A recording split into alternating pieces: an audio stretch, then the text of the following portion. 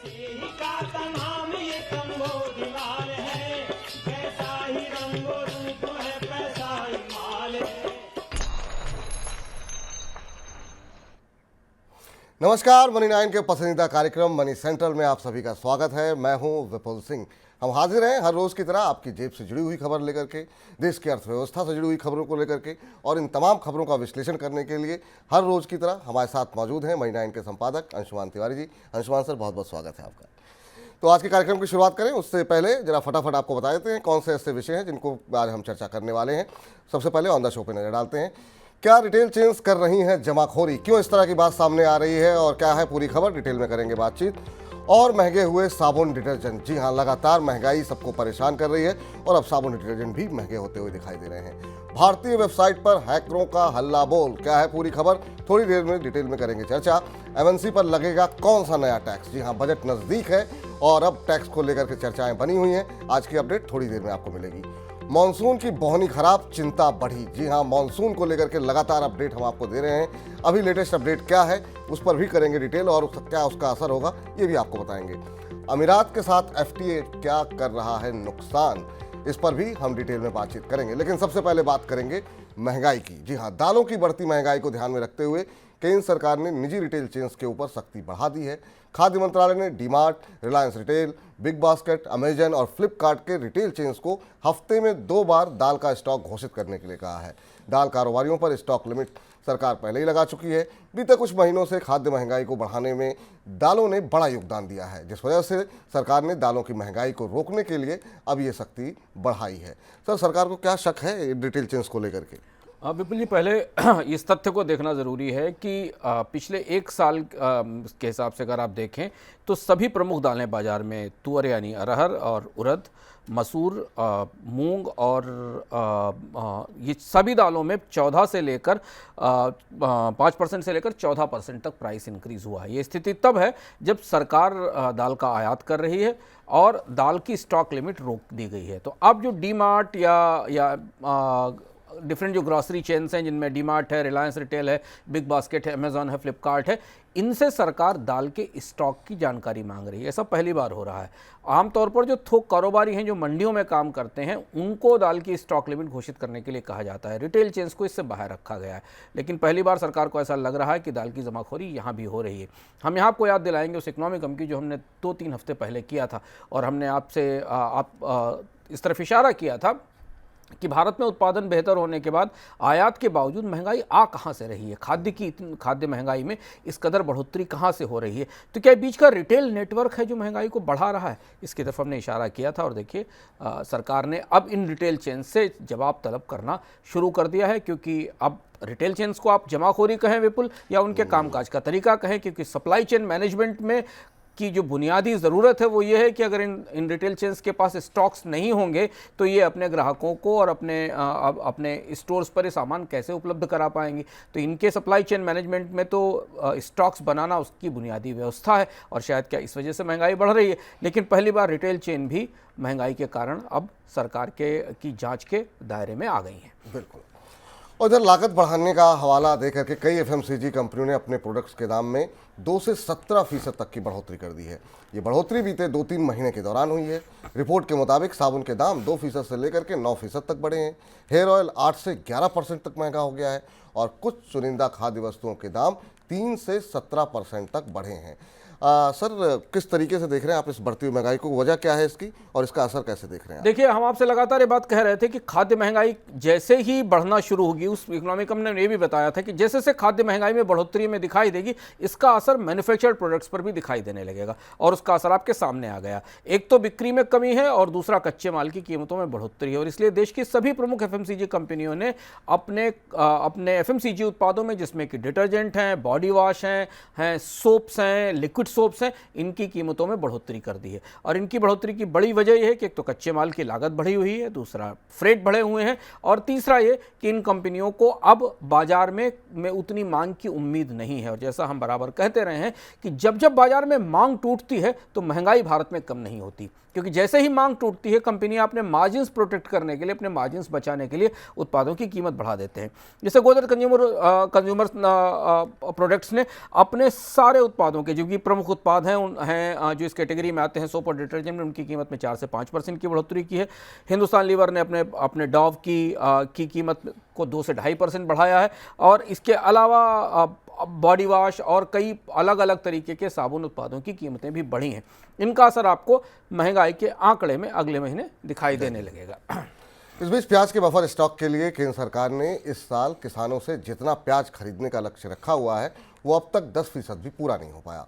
Report में सरकारी अधिकारी के हवाले से कहा गया कि लोकसभा चुनाव और सरकार की तरफ से किसानों को दिए जा रहे कम भाव की वजह से बफर स्टॉक के लिए प्याज की खरीद गति नहीं पकड़ पाई है। इस साल सरकार ने बफर स्टॉक के लिए किसानों से 5 लाख टन प्याज खरीदने का लक्ष्य रखा हुआ है। पिछले साल सरकार ने कुल 6.4 लाख टन प्याज की खरीद की थी। सर, क्या फिर से प्याज की महंगाई लौटती दिखाई दे रही है? प्याज की बड़ी महंगाई के लिए आपको तैयार हो जाना चाहिए, क्योंकि जून का जो सीजन है वो रबी के प्याज की फसल का पीक सीजन होता है और वो अब खत्म हो चुका है। प्याज को लेकर सरकार बुरी तरह उलझ गई। पिछले साल के अंत में सरकार ने प्याज की कीमतों में बढ़ोतरी रोकने के लिए निर्यात पर प्रतिबंध लगा दिया था और उसका काफी विरोध हुआ। लोकसभा चुनाव के करीब जाते जाते सरकार को इसके राजनीतिक नुकसान की आशंका लगी और उसके बाद प्याज के निर्यात से प्रतिबंध हटा दिया गया।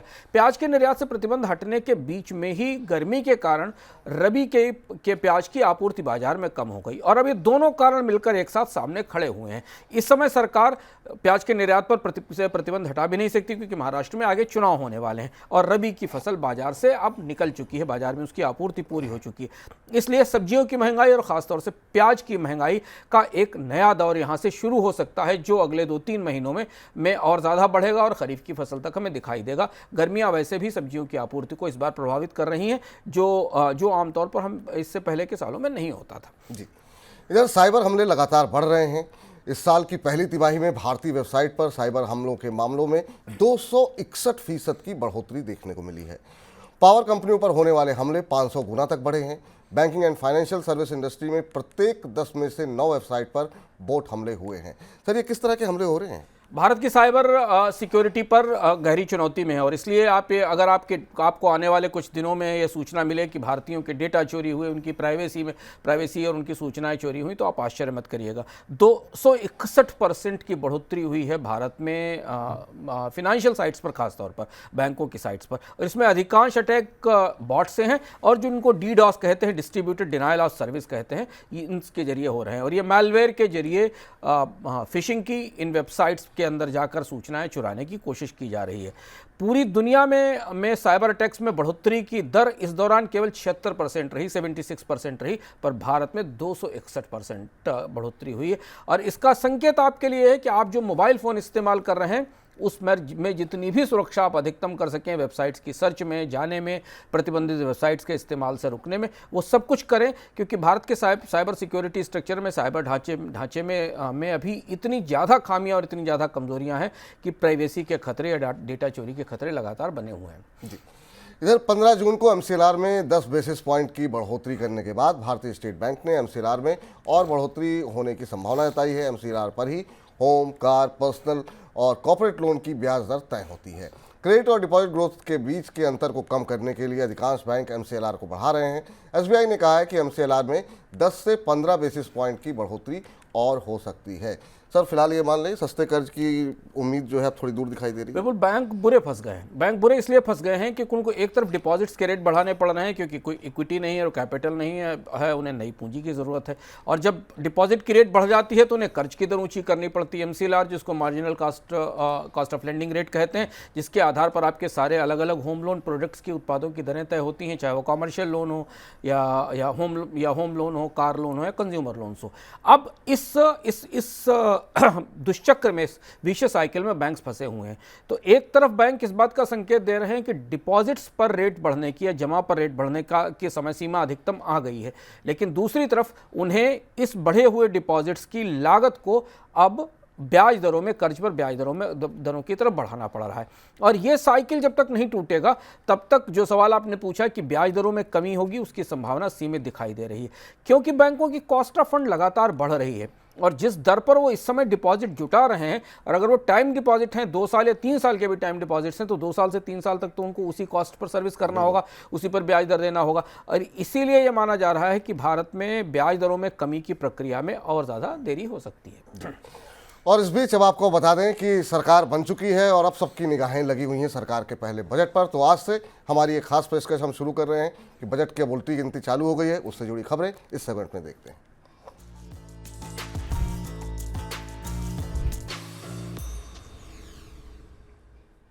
रेटिंग एजेंसी इकरा का मानना है कि जून तिमाही के दौरान भारतीय कंपनियों की रेवेन्यू ग्रोथ घट सकती है। लोकसभा चुनाव की वजह से सरकारी खर्च में आई कमी की वजह से रेवेन्यू ग्रोथ घटने की आशंका जताई गई है। हालांकि रेटिंग एजेंसी ने यह भी कहा है कि जून तिमाही के दौरान कॉर्पोरेट्स के ऑपरेटिंग मार्जिन 15 से 18% के बीच स्थिर रह सकते हैं।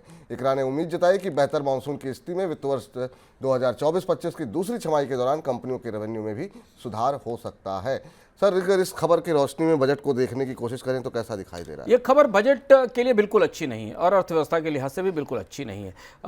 कंपनियों के प्रॉफिट मार्जिन्स में कमी उनकी निवेश की संभावनाओं को और सीमित कर रही है। आपको याद होगा पिछले सप्ताह में आपको इकोनॉमिकम में बताया था कि पूरे 10 साल में सरकार की तरफ से असंख्य कोशिशों के बाद भी भारत में निजी पूंजी निवेश आना शुरू नहीं हुआ। सारा का सारा पूंजी निवेश सरकार ने अपने बजट से किया और उसकी एक बड़ी वजह थी कि प्राइवेट कंपनियों को या प्राइवेट निवेशकों के पास जिनके पास रिजर्व्स मौजूद थे उन्हें बाजार में मांग नहीं दिखाई दी और जो सरकार का खर्च था जिसके सहारे बाजार में कंपनियां मांग ले रही थी वो भी अब कम होता दिखाई दे रहा है। इकरा की रिपोर्ट बता रही है कि सरकार के खर्च में पिछले साल की आखिरी तिमाही में जो कमी आई उसका सीधा असर इन कंपनियों के प्रॉफिट मार्जिन्स पर, इन कंपनियों की निवेश क्षमताओं पर पड़ा है।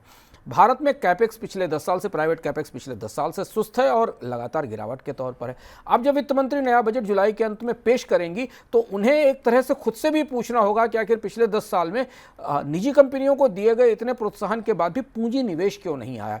और अब आज की स्थिति में जबकि कंपनियों को मांग भी कमजोर दिखाई दे रही है और महंगाई के कारण बाजार में खपत और मांग क्षमता और भी कम हो रही है, ऐसी स्थिति में कैपेक्स वो कैसे बढ़ाएंगी। तो अगर आप बजट में तमाम घोषणाओं को, सुर्खियों को और कई सारी लोकलुभावन घोषणाओं को एक तरफ रख दीजिए तो बजट पर सबसे महत्वपूर्ण और ज़रूरी बात जिस पर निगाह हमारी होगी कि प्राइवेट कंपनियों को निवेश करने के लिए, नया निवेश करने के लिए वित्त मंत्री बाध्य कर पाती हैं या नहीं, और या फिर प्राइवेट कंपनियां जो निवेश नहीं कर रही हैं उनके ऊपर टैक्स का बोझ बढ़ाएंगी। दोनों में से एक स्थिति जरूर होगी क्योंकि वित्त मंत्री को यह देखना पड़ेगा कि प्राइवेट कंपनियों ने रियायतों के बाद भी बाजार में रोजगार बढ़ाने में कोई बड़ा कंट्रीब्यूशन नहीं किया है। इस बीच केंद्र सरकार की तरफ से बजट में मल्टीनेशनल कंपनियों पर नई तरह का टैक्स लागू करने का फैसला हो सकता है। इस टैक्स का प्रस्ताव विकसित देशों के संगठन OECD ने किया है और इसके दायरे में सभी मल्टीनेशनल कंपनियों पर टैक्स की बात कही गई है ताकि वैश्विक स्तर पर टैक्स चोरी को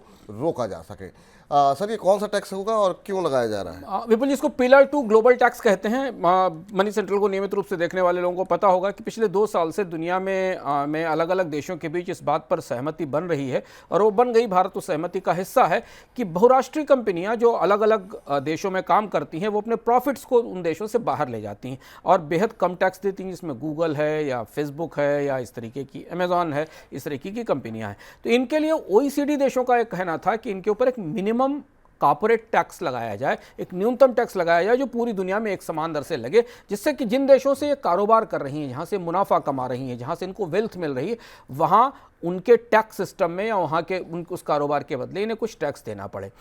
माना जा रहा है कि इस बार वित्त विधेयक में वित्त मंत्री इस कॉर्पोरेट टैक्स का या मिनिमम कॉर्पोरेट टैक्स का प्रस्ताव कर सकती हैं, जिसको पिलर 2 टैक्स कहा जाता है। और अगर इसका प्रस्ताव होता है तो भारत में पहली बार बहुराष्ट्रीय कंपनियों पर एक न्यूनतम कॉर्पोरेट टैक्स लागू किया जाएगा जो कि विश्व के अन्य देशों की जैसा ही होगा। इसका असर क्या होगा, इसकी प्रतिक्रिया क्या होगी, देखने वाली बात होगी क्योंकि अभी तैयार ही है। हालांकि बहुराष्ट्रीय कंपनियां इस बात से बहुत सहमत या खुश नहीं होंगी, लेकिन जैसा हमने कहा था पिछली बार भी कि जब अंतरिम बजट पर चर्चा की थी कि वित्त मंत्री को इस बजट में नए टैक्स के स्रोत लाने पड़ेंगे क्योंकि जो परिस्थिति है उसमें अब खर्च बढ़ाने की कोई गुंजाइश नहीं। तो उस दिशा में ये टैक्स एक रास्ता बन सकता है। इस टैक्स की दर करीब 15% तक हो सकती है उनके ऊपर।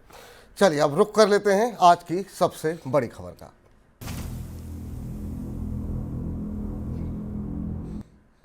मॉनसून सीजन की शुरुआत कम बरसात के साथ हुई है। अब तक बीते मॉनसून सीजन यानी कि 1 जून से 17 जून तक देश भर में औसत के मुकाबले 20% कम बरसात हुई है। मौसम विभाग के मुताबिक इस दौरान देश भर में औसतन 59.4 मिलीमीटर बरसात दर्ज की गई है, जबकि सामान्य तौर पर 74.3 मिलीमीटर बारिश होती है। मानसून अब भी महाराष्ट्र से आगे नहीं बढ़ पाया है और लंबे समय से वहीं रुका हुआ है। इस बीच मौसम का आकलन करने वाली वैश्विक संस्था APCC का कहना है कि इस साल जुलाई से दिसंबर के दौरान ला नीना का भी असर रहेगा। ऐसा होने की स्थिति में बरसात ज़्यादा होगी, जिस वजह से बाढ़ का खतरा बढ़ जाएगा। सर, शुरुआती मानसून में 20% की कमी, ये क्या इंडिकेशन दिखाई दे रहे हैं? मानसून को लेकर अब खबरें वास्तव में चिंताजनक है। और जब शुरुआत में मानसून की भविष्यवाणी IMD की तरफ से आई थी और कहा गया था कि सामान्य से ज़्यादा बारिश होगी, तब भी हमने संकेत दिया था कि मानसून की प्रगति पर इस बात पर निर्भर करती है कि देश के अधिकांश हिस्सों में ये कैसे पहुंचता और कैसे बरसता है। शुरुआत से ज़्यादा महत्वपूर्ण है मानसून का आगे जाना। और मानसून लगभग पिछले 2 हफ्तों से ज़्यादा 3 हफ्ते का समय हो गया है। मानसून की दोनों धाराएं, दोनों, एक पश्चिम की और पूर्व की, अगर आप नीली रेखाओं को देखें तो ये नीली रेखाएं वहीं फंसी हुई है। ये जो ताजा आंकड़ा हमारे सामने दिखाई दे रहा है चार्ट के तौर पर, IMD की वेबसाइट से मिला हुआ। एक हिस्सा बंगाल के से पहले रुका हुआ है और दूसरा हिस्सा गुजरात और महाराष्ट्र के तट के आसपास फंसा हुआ है, जिस वजह से भारत के अधिकांश हिस्से में, खासतौर से उत्तर भारत और मध्य भारत के हिस्से में मानसून का डेफिसिट 20% हो गया है। और ये पहला साल है विपुल जी कई वर्षों में जब हमको मध्य भारत, उत्तर भारत में कहीं प्री मानसून या मानसून पूर्व बारिश नहीं दिख रही है। प्री मानसून रेंज लगातार नहीं दिख रही। इस वजह से टेम्परेचर भी ज़्यादा है और ये आने वाले समय में मानसून के लिए बाधा भी बन सकता है। ये हिस्सा वो हिस्सा है जहाँ पर मानसून की बारिश, प्री मानसून शावर्स के कारण मानसून की आमद के लिए खेत तैयार हो जाते हैं, जो ऐसा इस बार नहीं हुआ है।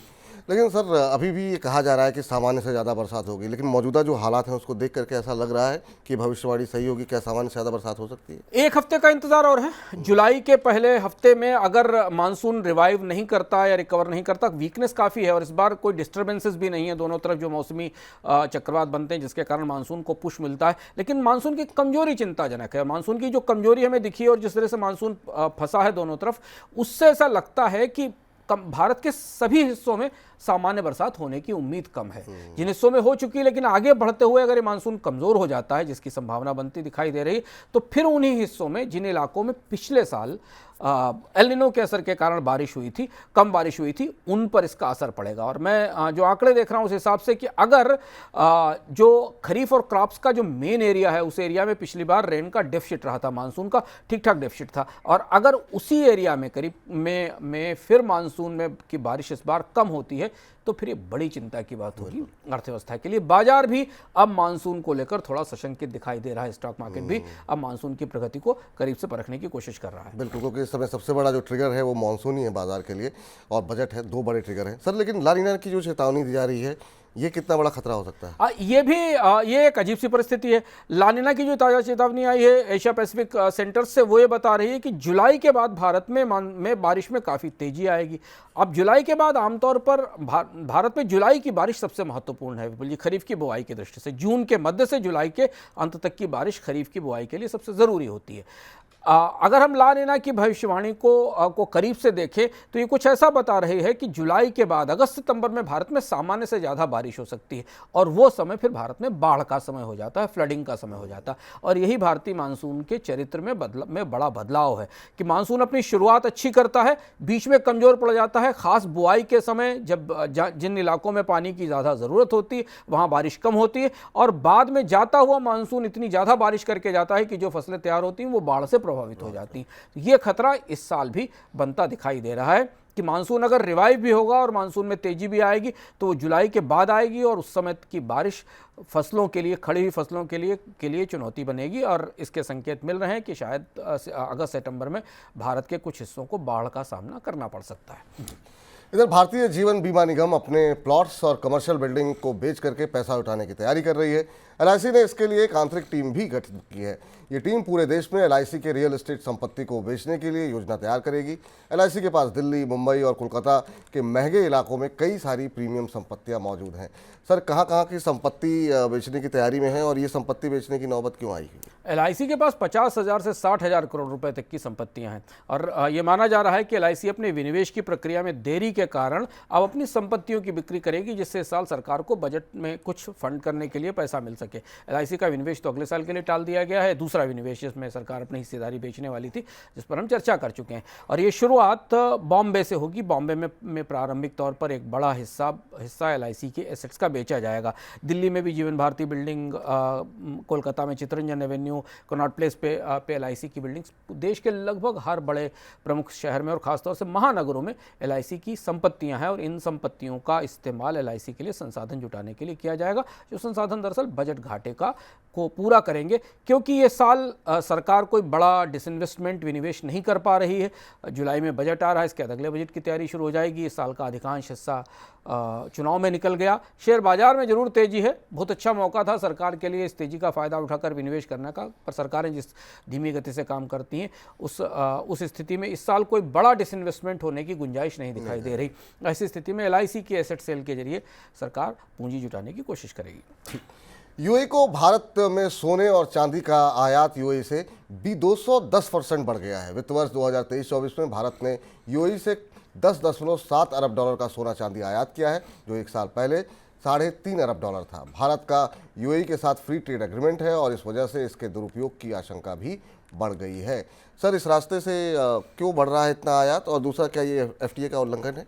विपुल जी, जिसका डर था वो हो गया। GTRI की रिपोर्ट बता रही थी, और इसकी आशंका पहले से थी कि भारत अगर संयुक्त अरब अमीरात के साथ फ्री ट्रेड एग्रीमेंट करता है तो इसका बड़ा नुकसान सस्ते सोने के आयात के तौर पर और सस्ते सोने चांदी के आयात के तौर पर भारत में हो सकता है, और वो आंकड़े हमें दिखाई देने लगे।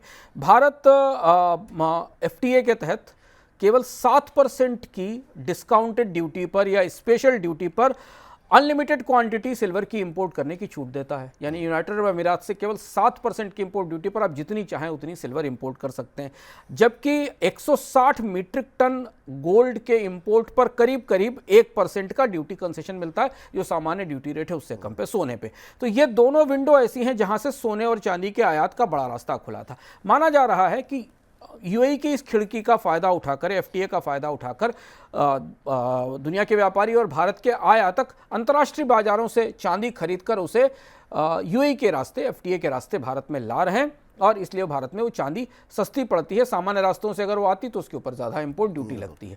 अब आप ध्यान दीजिए कि ठीक इसी तरीके की समस्या आसियान के साथ भी आई है, और जब सरकार की तरफ से कहा गया था कि आसियान के रास्ते भी बहुत सारा सोना, चांदी और ज्वेलरी भारत में इंपोर्ट हो रही है, जो FTA का फायदा लेकर आ रही है। अब भारत की दुविधा यह है कि भारत के जो FTA हैं, फ्री ट्रेड एरिया हैं, एग्रीमेंट हैं, उन एग्रीमेंट से भारत का निर्यात तो उतना नहीं बढ़ता जितना कि भारत में आयात बढ़ जाता है, इंपोर्ट बढ़ जाता है। और जब हमने अभी हाल फिलहाल में जब यूएई का एक बड़ी संधि की, तो उसके पहले नतीजे सामने आ गए जो भारत में के विदेशी मुद्रा भंडार को प्रभावित कर रहे हैं, क्योंकि सस्ती चांदी और सस्ता सोना है तो लोग, और भारत में पूरी दुनिया में बुलियन की कीमतें नई ऊंचाई पर हैं, सोने चांदी की कीमतें नई ऊंचाई पर हैं। इसका फायदा उठाकर भारत में तेजी से इन दोनों बहुमूल्य धातुओं का आयात हो रहा है। जी, इधर यूरोपियन यूनियन की तरफ से स्टील इंपोर्ट पर लगाए जाने वाले टैक्स की मार से बचने के लिए उठाए जाने वाले कदमों के लिए भारत और यूरोपियन यूनियन के बीच बातचीत जो चल रही थी वो बेनतीजा रही है। भारत की तरफ से बातचीत के असफल होने की जानकारी WTO को दी गई है। भारत की तरफ से मांग की गई है कि भारतीय MSME उद्योग को 3 साल के लिए यूरोपीय यूनियन के कानून से बाहर रखा जाए। यूरोपियन यूनियन ने अपने यहाँ स्टील इंपोर्ट को लेकर के सख्ती की है, जिसका असर भारत से यूरोप को एक्सपोर्ट होने वाले स्टील पर पड़ने की आशंका है। दोनों पक्षों के बीच अगले दौर की बातचीत अब जून के अंत में होगी। सर, 3 साल के लिए कार्बन टैक्स एग्जम्पशन क्यों मांगा गया MSME के लिए? भारत और यूरोपियन यूनियन के बीच व्यापार रिश्तों में तमाम बाधाएं हैं, कई बाधाएं। जैसे आज ये भी खबर आई कि यूरोपियन यूनियन ने भारत से ऑप्टिक फाइबर के इंपोर्ट पर एंटी डंपिंग ड्यूटी लगा दी है। स्टील को लेकर, स्टील पर ड्यूटी लगाने को लेकर दोनों पक्षों के बीच गहरी असहमति है। भारत की सबसे बड़ी चिंता यूरोप में आने वाला नया कार्बन टैक्स है। कार्बन टैक्स 2025 से उसके लागू होने की व्यवस्था है, और चूंकि भारत कार्बन उत्सर्जन के मामले में खराब ट्रैक रिकॉर्ड वाला देश है, भारत के उद्योग जिन ऊर्जा संसाधनों का इस्तेमाल करते हैं उनका कार्बन फुटप्रिंट काफ़ी ज़्यादा है और उनसे काफ़ी कार्बन उत्सर्जन होता है, तो भारत इस टैक्स का, या यूरोप में कार्बन टैक्स का सबसे बड़ा निशाना हो सकता है। और अगर ये टैक्स लगाया गया तो भारतीय उत्पाद उत्पादों की प्रतिस्पर्धा खत्म हो जाएगी, यूरोपीय बाजार में उन्हें सही कीमत नहीं मिलेगी। इसमें सबसे बुरी हालत होने वाली है छोटे उद्योगों की, एमएसएमई की, क्योंकि एमएसएमईज के पास तो अभी ग्रीन टेक्नोलॉजी की शुरुआत भी नहीं हुई। उनके पास ऊर्जा संरक्षित करने की और सुरक्षित ऊर्जा जो कि पर्यावरण की दृष्टि से घातक ना हो, जिसका कार्बन फुटप्रिंट कम हो, ऐसे ऊर्जा स्रोत तो उपलब्ध है ही नहीं। वो कोयले या बिजली का इस्तेमाल करते हैं। भारत सरकार इस बात की कोशिश में है कि किसी तरह से यूरोपीय समुदाय को इस बात के लिए तैयार किया जाए कि भारत के छोटे उद्योगों के लिए 3 साल का हॉलीडे मिल जाए, 3 साल तक कार्बन टैक्स इन पर न लगाया जाए।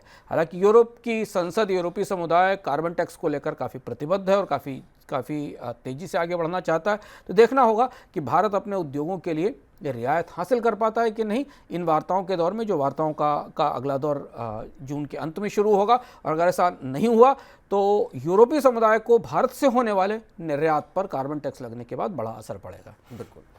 इस बीच दुनिया की दूसरी सबसे बड़ी अर्थव्यवस्था चीन की मैन्युफैक्चरिंग और रियल एस्टेट सेक्टर में मंदी लगातार बनी हुई है। चीन का औद्योगिक उत्पादन सालाना आधार पर 5.6% घटा है। सालाना आधार पर प्रॉपर्टी निवेश में 10% और घरों की बिक्री 30% से अधिक गिरी है। इन कमजोर आंकड़ों को देखते हुए चीन के केंद्रीय बैंक ने ब्याज दरों में कोई भी बदलाव नहीं किया है।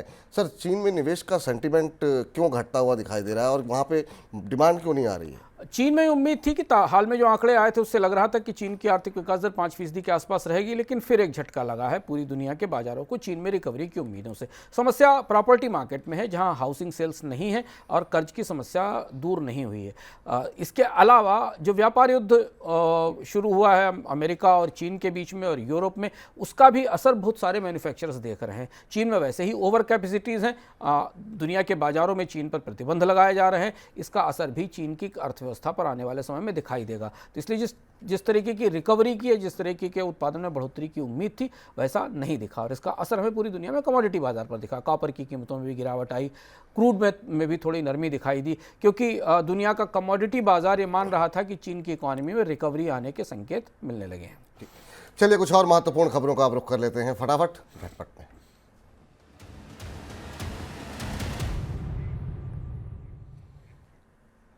सरकार ने कोयले के क्षेत्र में आत्मनिर्भर बनने की योजना बनाई है। कोयला मंत्रालय वित्त वर्ष 2025-26 तक कोयले के आयात को शून्य करने पर काम कर रहा है। इस लक्ष्य को हासिल करने के लिए चालू वित्त वर्ष में 20 नई माइंस को चालू किया जाएगा। सरकार ने चालू वित्त वर्ष में 1.08 बिलियन टन कोयले के उत्पादन का लक्ष्य निर्धारित किया है। फूड डिलीवरी प्लेटफॉर्म जोमेटो ने कन्फर्म किया है कि वो पेटीएम के मूवी और इवेंट टिकटिंग बिजनेस को खरीदने के लिए बातचीत कर रही है। इस सौदे का मूल्य 1600 से 2000 करोड़ रुपए के बीच होने की संभावना है। 2022 में ब्लिंकिट को खरीदने के बाद जोमेटो का ये दूसरा सबसे बड़ा अधिग्रहण सौदा होगा। ई कॉमर्स कंपनी फ्लिपकार्ट अब क्विक कॉमर्स बिजनेस में उतरने जा रही है। कंपनी खरीदारी के बाद ग्राहकों को तुरंत डिलीवरी देकर अपनी बाजार हिस्सेदारी बढ़ाना चाहती है। क्विक कॉमर्स में फ्लिपकार्ट के आने से बाद स्विगी, जेप्टो और ब्लिंकिट के लिए प्रतिस्पर्धा बढ़ेगी। क्विक कॉमर्स कंपनियां प्रतिस्पर्धा से निपटने और अपना कारोबार बढ़ाने के लिए ग्रोसरी डिलीवरी के अलावा अब अन्य उपयोगी सामान और इलेक्ट्रॉनिक्स गैजेट को अपने पोर्टफोलियो में शामिल कर रही हैं। केंद्र सरकार एक्साइज कानून में बड़ा बदलाव कर सकती है। रिपोर्ट के मुताबिक एक्साइज कानून के तहत 1 करोड़ रुपए की टैक्स चोरी पर जेल की सजा को खत्म किया जा सकता है। साथ में कई तरह की पेनल्टीज को भी घटाया जा सकता है। सरकार ने प्रस्तावित सेंट्रल एक्साइज बिल 2024 पर सभी भागीदारों की राय मांगी है और उसी बिल में इस तरह का प्रस्ताव दिया गया है। सर, ये कुछ महत्वपूर्ण खबरें, आपकी टिप्पणी किसी पर? सेंट्रल एक्साइज बिल को ध्यान से देखिए क्योंकि एक बड़ा बदलाव होने वाला है। अगर भारत में एक्साइज कानून को डिक्रिमिनलाइज किया जाता है, यानी आपराधिक मामले नहीं बनते हैं, तो ये टैक्स टेरर में और इंस्पेक्टर राज में एक बड़ी रियायत होगी। अगर सरकार इस पर सहमत होती है, इस बिल पर लोगों की राय मांगी गई। उम्मीद है कि बजट में शायद इस संदर्भ में कुछ संकेत भी मिलेंगे और फाइनेंस बिल में इस प्रस्ताव को जगह मिलनी चाहिए। दूसरी महत्वपूर्ण बात, सरकार की तरफ से आयातित कोयले पर निर्भरता कम करने के लिए एक नई डेडलाइन तय कर दी गई है। पहले 2022 की डेडलाइन तय की गई थी, जिसके बाद सरकार भारत का कोयला आयात और ज़्यादा बढ़ गया। अजीब सी असंगति है कि आज जब ये कहा गया कि सरकार नई डेडलाइन तय कर रही है, तब ये भी आंकड़ा आया कि पिछले महीने भारत के कोयला इंपोर्ट में 13% की बढ़ोतरी हुई है। भारत दुनिया के 5 सबसे बड़े कोयला भंडार वाले देशों में है, पर भारत का कोयला प्रबंधन कोल इंडिया के एकाधिकार में है। उत्पादन ज़रूरत के मुताबिक कम है, नई खदानों में निवेश नहीं हो पा रहा है। इसलिए ये भी लक्ष्य इसको थोड़ा एक चुटकी नमक के साथ लेने की ज़रूरत है, क्योंकि भारत की कोयले के आयात पर निर्भरता आने वाले समय में और ज़्यादा बढ़ने की संभावना है। जिस तरीके का बिजली उत्पादन प्लान और थर्मल पावर जनरेशन का प्लान भारत सरकार की तरफ से रखा गया है। जी, अंशुमान सर, आज की इस चर्चा में आप जुड़े, तमाम खबरों का विश्लेषण किया, बहुत बहुत शुक्रिया, बहुत बहुत धन्यवाद आपका। तो अब मनी सेंट्रल को फिलहाल यहीं पर समाप्त करते हैं, लेकिन आप लगातार मनी 9 के साथ बने रहिए। अगर मनी 9 को सब्सक्राइब नहीं किया है तो सब्सक्राइब कीजिए और बेल आइकन पर क्लिक कीजिए, ताकि आपको समय समय पर नोटिफिकेशन मनी 9 की तरफ से मिलती रहे। मुझे इजाज़त दीजिए, मनी 9 के साथ बने रहिए। नमस्कार। ऐसे ही का नाम ये कंबोज लाल